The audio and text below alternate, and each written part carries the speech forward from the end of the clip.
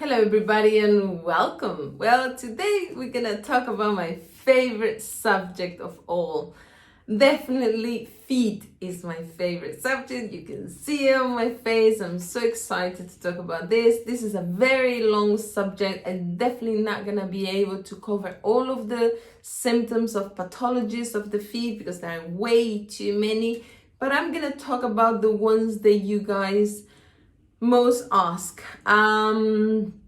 Why is this my favorite subject? Well, for many years, I am a chiropodist also by trade, podologist in some countries, and I love feet. I truly love feet, and for many years, I saw many feet in front of me the whole time, and I love it, I truly do.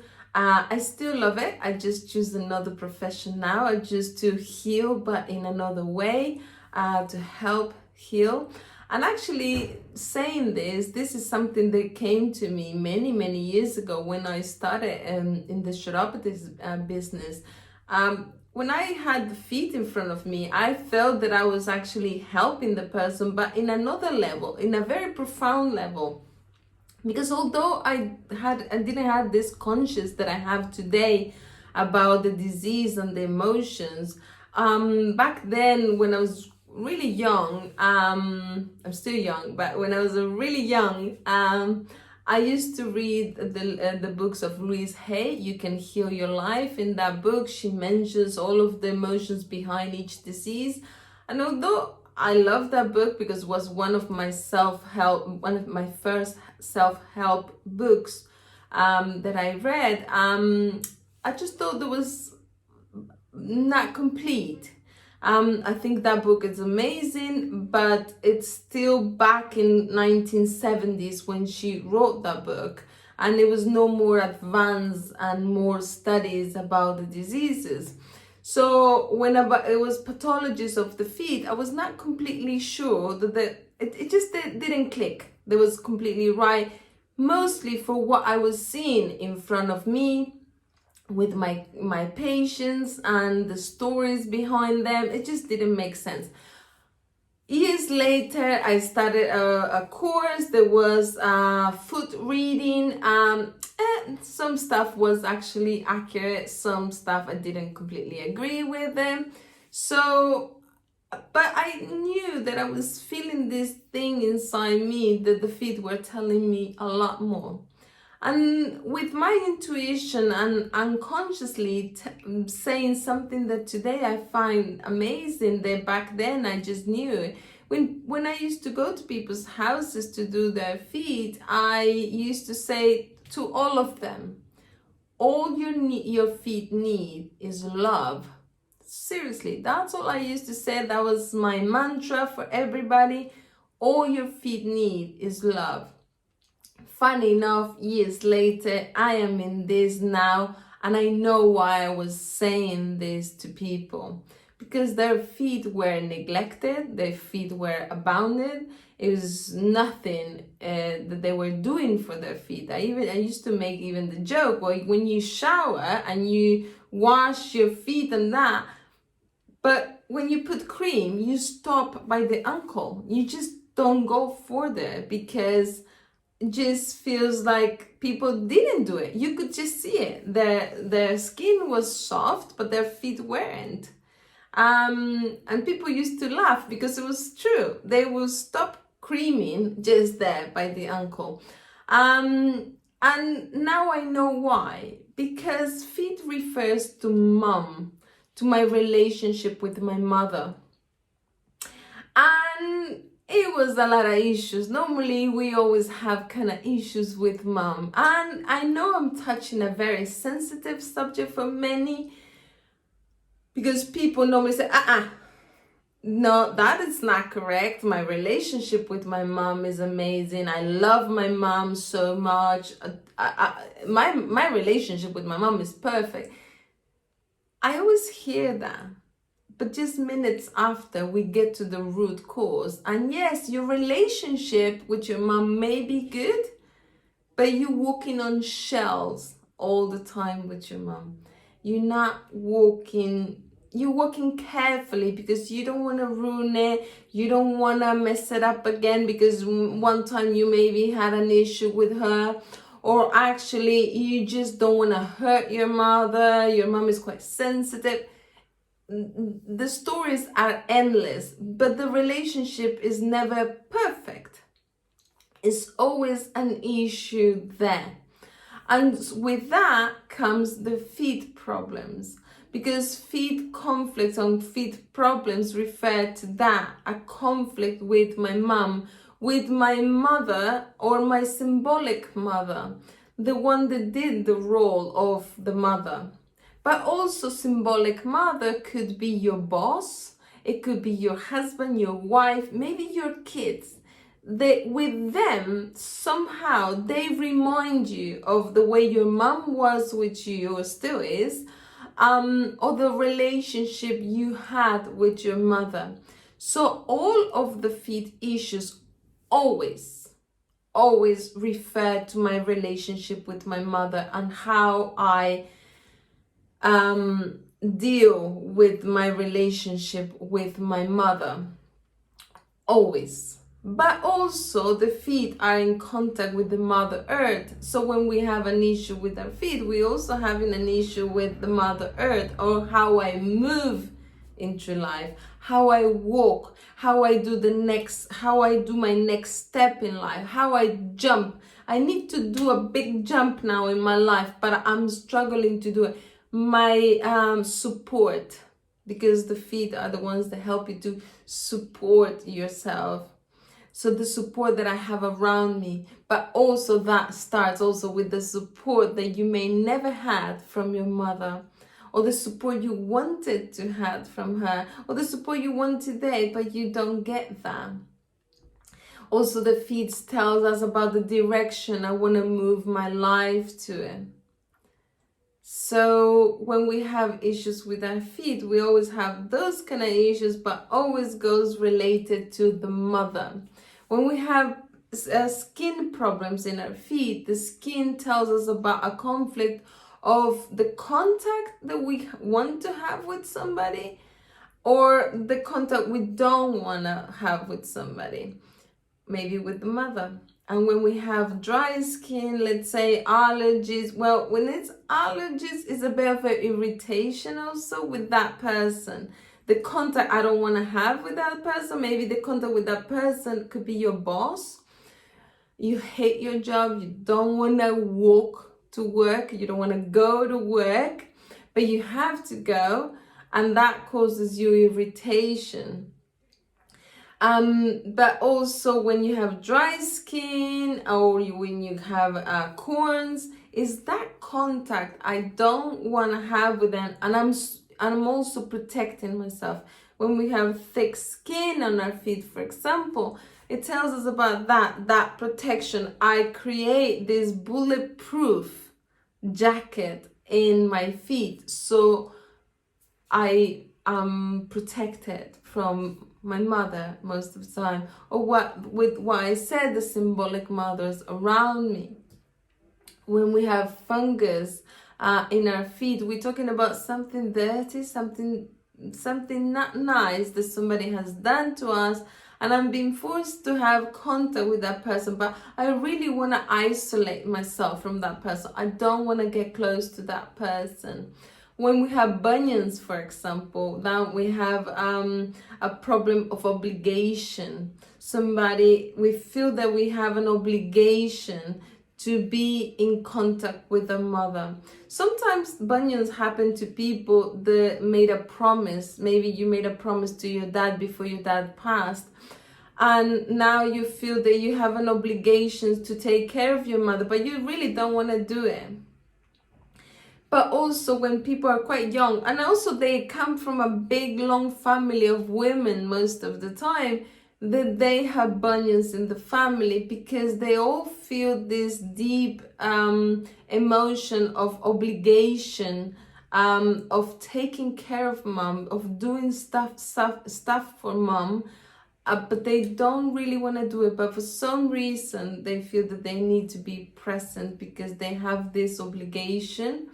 on top of them. But that comes from a whole line of women with those problems. But when the bunion is in the other toe, which is in the fifth toe, and now we have a territory problem. So we make the foot wider. So if it's in the fifth toe, we make our foot wider so we can create unconsciously this barrier of territory so people don't get close to me. So maybe my mom doesn't get too close to me. This is what we do unconsciously. When we have flat foot, when we have a flat foot, we talking about the contact I need to have with my mom. I need to be really close to my mom for whatever reason. I need to feel that I am in very deep contact with my mom. I need my mom more than anything for whatever reason. We need to go back to childhood to see what was that relationship. Sometimes people born with a flat foot, so we need to see what happened there. What was that relationship with your mother and her mother, your grandmother? What was there? Maybe was an abandonment there. What was the situation there? And now, unconsciously, you born with flat foot. When the feet are really cold, but also we're talking about Raynaud syndrome. But when the feet are really cold, how cold is that relationship with your mother? How cold it is, but you don't want it. You want it to be more warm. You want it to have a warmer relationship with her, but it's impossible. But also when it's a Raynaud syndrome, we need to look at that. But also I never feel that I'm doing enough for my mother when it's Raynaud syndrome. Raynaud syndrome also affects the hands. When it's in the hands, I have a whole video for that. And when it's in the hands, is to do with the father. So I feel that I never do enough for my father. Anything that I do for my father is never enough. But when it's in the feet, I never feel that I'm doing enough for my mother. When we're talking about ingrown toenails, I have a whole video. I'm gonna leave it here. I have a whole video explaining about the ingrown toenails. But the nails are protection. The nails are also our weapons, like for cats. So when we can protect ourselves. So when we have issues like with ingrown toenails, we're talking about those emotions that I'm holding in because I don't wanna hurt my mother. But go and look at that video because in that video is all well explained.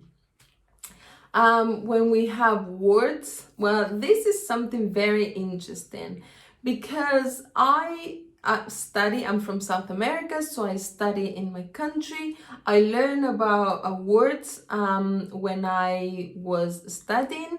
I never saw a wart in my life. I think only once I saw one lady, but she had them in the hand. It was incredible. She had like 80 in total in between two hands. I never seen something like that.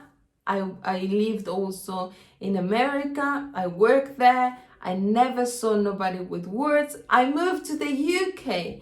Now I'm working there and I see warts every week. And it was incredible. I never seen something like this. So what's the conflict with warts? First question I will ask anybody with warts is, has your mom ever kicked you out of your house? Or maybe it's your husband. Maybe you went into a divorce and he represents your mother. Or maybe it's your son. Maybe you were living in your son's house, but then kick you out, and then you started with warts. That would be my first question. But that goes also to the history of the UK, yeah? But then we were gonna have to ended up talking about a whole history channel here. I'm not gonna go into that. But that would be the first question I will ask somebody with warts. But also not just that. Warts tells us about those things, dirty things that I repressed, that I didn't say. It was a lot of stuff that I should have said, but I didn't say.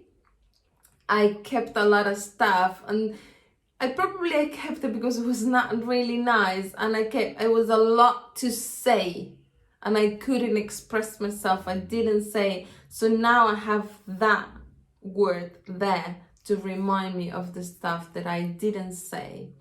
With words, I have this amazing story.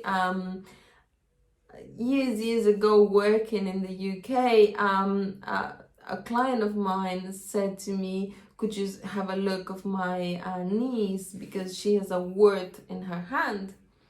So I was just in the middle of doing this reading course, but for feet, and I thought, well, maybe I can apply it. And in the course, that was one of the things that I agree is all those stuff that we repress and we don't say, those things left to say but we don't say. This was a very quiet girl, super quiet. She didn't talk, and I said, I thought, well, I'm gonna risk it. I always did that. You will find it on my Ingrown toenails, the story. I always risk because I feel this passion about the emotions. And I remember knowing all that. I thought, well, let me talk to this little girl. So I said, well, is there a lot of stuff that you're not saying, you're holding, that? Anyways, I said, listen, what I'm gonna do now, I'm gonna freeze it. So I used to freeze the words, so I freeze it. And bear in mind, the skin in my hands may be tough today, but for a 7-year-old back then, it was not really tough. It was really a thin skin, quite painful, that product already. And when I did it, she didn't even blink. Most people, adults, will not like it and they will be in pain and all of that when I used to do the freezing stuff. But this girl didn't even blink. Her mom was right next to her, and that shocked me because she should have at least blink. She had said, something. She couldn't say anything. So that told me already she was not expressing a lot. So I talked to the mother and I explained this to her. I said, listen, put your hand, I will do it to you so you can see what she just went through. And she should be at least blinking. Anyways, I give this little girl homework to get a notebook and start writing her emotions, getting all out. I went back the next month and we redone the treatment. This time she said, it hurts. So I thought, oh, perfect, thank you. At least she's talking now. And it was impressive for all of us that were in that room that day. The third month, when I went back, I said to my patient, my client, I said, oh, by the way, how is the girl? She said, oh, forgot to tell you, the word is gone, completely gone. And the most amazing part, she said to me, is that she's talking, she's expressing herself more. She actually looks like another girl. And that was it. Words tells us about that, about not expressing that, not just not expressing. It's some situation I had and it was a lot for me to say more, but I just couldn't say it. And unfortunately, as much as I love my English people, I think that it's a lot in talking in general, of course, generalizing now, that it's a lot that you guys hold on to it. They don't say it. And then you're like, oh, I'm just not going to say it because I don't want to hurt you. So that's where words come from. That's why I say we need to go back to the history of it. Hyperhidrosis. Hyperhidrosis talking about, I want to escape. Because if my feet are wet and slippery, I can escape. And I need to escape. I need to escape from my mom. Maybe it's a mom that is super protective, overprotective. I want to run away from my mom, but also I want to run away from this life that I'm having right now. This life that I have, that it's not good. I don't want to be here. I want to run away. But I can. So the only way I'm consciously to do is to have hyperhidrosis in my feet so I can run away. Now, when we have corns in the toes, in the next videos, I'm gonna make you one because each toe has a meaning. And so each toe will tell us a different meaning. So if you have a corn in one toe, it doesn't mean that it's the same for the other one. But corns, like I said before, if we create this thick layer of skin, even if it's very tiny and localized, is to protect something, to protect myself from my mother, maybe to what I say, depends of what toe we are talking about. Well, I think I mentioned most of them. Lipomas, let's say. Lipomas talks about definitely mom, because it's on the feet, but also tells us about a separation. This separation I have with my mom, because also lipoma is water inside. And when it's a lipoma and fat, water and fat, and it's quite hard, is this thick ball that I create to separate myself from my mother. A situation that I have to protect myself, to make sure that it's one big situation, depends on how many lipomas you have, but this big situation that I had to separate myself from my mother. Gout is a very interesting subject. I need to make a whole video for gout, because this is an amazing subject to talk about it. But gout basically tells us about loss, a financial loss. A situation where the person feels totally demoralized, totally, like feels like their existence is totally demoralized, because it had been a loss, a financial loss, maybe it's a big loss. Something to do also with my mom, but not having my place with my mother. My mom always gives priority, my sister, my brother, stories like that where I don't have my place with my mother. But gout, seriously, I need to make a whole video for this. I'm gonna put it on my list, because gout is a very interesting subject to talk about it. When we learn the history of the countries, of history of the places of the body, and that we really can get into depth to what truly the meaning is. And gout is a fascinating subject, so I promise you in the next video. So for that reason, don't forget to give me the like, to subscribe, so you can see every time I have new videos, which I'm trying to do 3 videos a week. And also, if you have any comments, please leave it below. I love to answer your questions or your comments, so please do it. Well, I think this is about enough for now. And if you have any questions, like I said, leave it below. Take care and bye-bye.